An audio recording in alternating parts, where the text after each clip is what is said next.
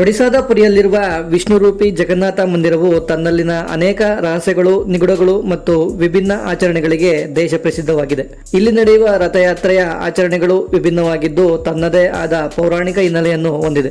ಮಂದಿರಕ್ಕೆ ಕೇವಲ ಹಿಂದೂಗಳಿಗೆ ಮಾತ್ರ ಪ್ರವೇಶ ಇರುವುದರಿಂದ ಎಲ್ಲರಿಗೂ ದರ್ಶನ ನೀಡಬೇಕೆಂದು ಖುದ್ದಾಗಿ ಜಗನ್ನಾಥನೇ ರಥವೇರಿ ಬೀದಿಗಳಲ್ಲಿ ಸಂಚರಿಸುತ್ತಾ ದರ್ಶನ ನೀಡುತ್ತಾನೆ ಎಂಬ ನಂಬಿಕೆ. ಜಗನ್ನಾಥನ ಈ ರಥಯಾತ್ರೆಯು ಪ್ರತಿ ವರ್ಷ ಆಷಾಢ ಮಾಸದ ಹುಣ್ಣಿಮೆಯಂದು ಶುರುವಾಗುತ್ತದೆ. ಇದು 15 ದಿನ ನಡೆಯುತ್ತದೆ.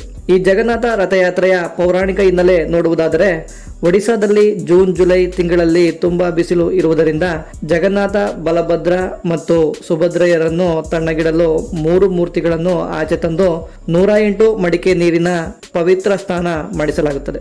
ಇಷ್ಟೊಂದು ತಣ್ಣನೆ ನೀರಿನಿಂದ ಸ್ನಾನ ಮಾಡಿದ ಮೂವರಿಗೂ ಚಳಿಯಿಂದ ಜ್ವರ ಬಂದು ಅನಾರೋಗ್ಯಕ್ಕೆ ತುತ್ತಾಗುತ್ತಾರೆ. ನಂತರ ಮೂವರನ್ನು ವಿಶೇಷ ಆರೈಕಾ ಕೊಠಡಿಯಲ್ಲಿಟ್ಟು ರಾಜವೈದ್ಯರಿಂದ ಔಷಧೋಪಚಾರ ಮಾಡಿಸಿ ಕಿಚಡಿ ನೈವೇದ್ಯ ನೀಡುತ್ತಾ 15 ದಿನಗಳವರೆಗೆ ಆರೈಕೆ ಮಾಡಲಾಗುತ್ತದೆ. ಈ ಸಂದರ್ಭದಲ್ಲಿ ಯಾರಿಗೂ ದರ್ಶನ ನೀಡುವುದಿಲ್ಲ. ಆದರೂ ಭಕ್ತರು ಮಂದಿರಕ್ಕೆ ಭೇಟಿ ನೀಡುತ್ತಾರೆ. ಏಕೆಂದರೆ ಯಾರಾದರೂ ಅನಾರೋಗ್ಯದಲ್ಲಿದ್ದಾಗ ಭೇಟಿ ಮಾಡಿ ಯೋಗಕ್ಷೇಮ ವಿಚಾರಿಸಿದರೆ ಆಪ್ತರಾಗುತ್ತಾರಲ್ಲವೇ, ಅದೇ ತರಹ ಜಗನ್ನಾಥ ಅನಾರೋಗ್ಯದಿಂದ ಇದ್ದಾಗ ಮಂದಿರಕ್ಕೆ ಭೇಟಿ ನೀಡಿದರೆ ವಿಶೇಷ ಆಶೀರ್ವಾದ ದೊರೆಯುತ್ತದೆ ಎಂಬ ನಂಬಿಕೆ. 15 ದಿನಗಳ ನಂತರ ಮೂವರು ಗುಣಮುಖರಾಗುತ್ತಾರೆ.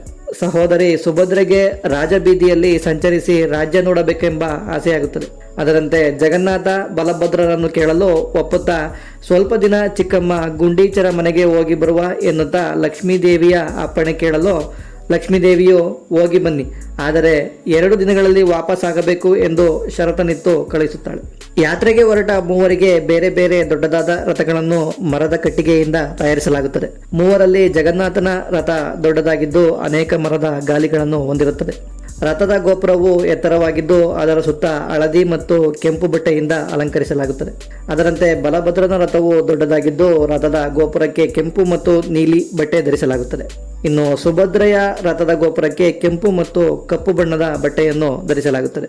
ಈ ರಥಯಾತ್ರೆಗೆ ಯಾವುದೇ ಬಡವ ಶ್ರೀಮಂತ ಎಂಬ ಭೇದವಿಲ್ಲದಿರುವುದರಿಂದ ಖುದ್ದಾಗಿ ಪುರಿಯ ರಾಜನೇ ಚಿನ್ನದ ಪೊರಕೆಯಿಂದ ರಥದ ದಾರಿಯನ್ನು ಸ್ವಚ್ಛಗೊಳಿಸಿ ಸುಗಂಧ ದ್ರವ್ಯ ಹಾಕುತ್ತಾರೆ. 3 ರಥಗಳಿಗೂ ಉದ್ದದಾದ ಹಗ್ಗ ಕಟ್ಟಿ ರಥಗಳನ್ನು ಭಕ್ತರು ಭಕ್ತಿ ಭಾವದಿಂದ ಎಳೆಯುತ್ತಾರೆ.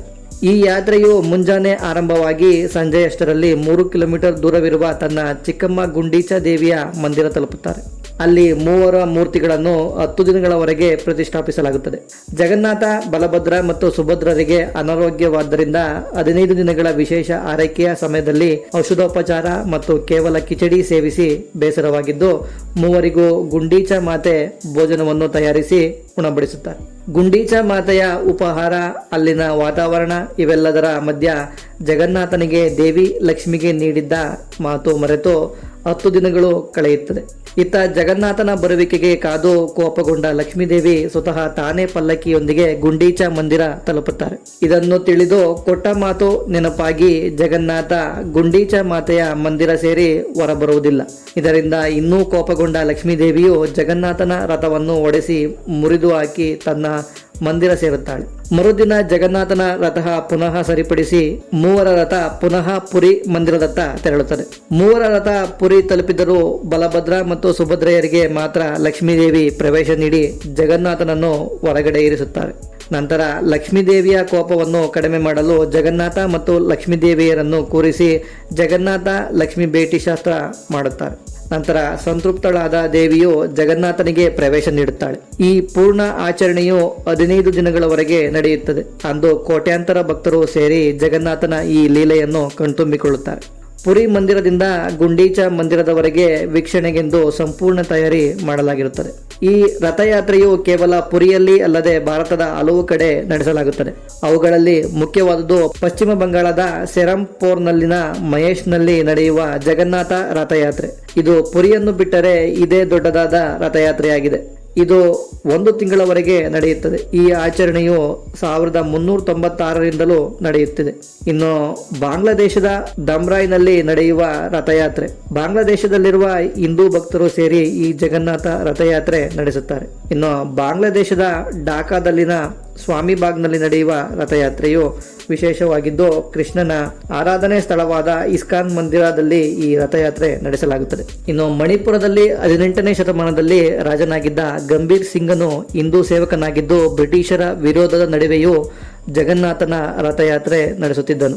ಅದರಂತೆ ಇಂದು ಕೂಡ ಪುರಿಯಂತೆಯೇ ಮಣಿಪುರದಲ್ಲೂ ಜಗನ್ನಾಥನ ರಥಯಾತ್ರೆ ನಡೆಸಲಾಗುತ್ತದೆ. ಈ ಪುರಿ ಜಗನ್ನಾಥ ವೈಶಿಷ್ಟ್ಯತೆ ಮತ್ತು ಭಕ್ತಜನ ಕೇವಲ ಭಾರತದಲ್ಲಿ ಅಲ್ಲದೆ ಪ್ರಪಂಚದ ಅನೇಕ ನಗರಗಳಲ್ಲಿ ಇದ್ದು, ಅಲ್ಲಿನ ಹಿಂದೂಗಳು ಸೇರಿ ಜಗನ್ನಾಥನ ರಥಯಾತ್ರೆಯ ಆಚರಣೆ ಮಾಡುತ್ತಾರೆ.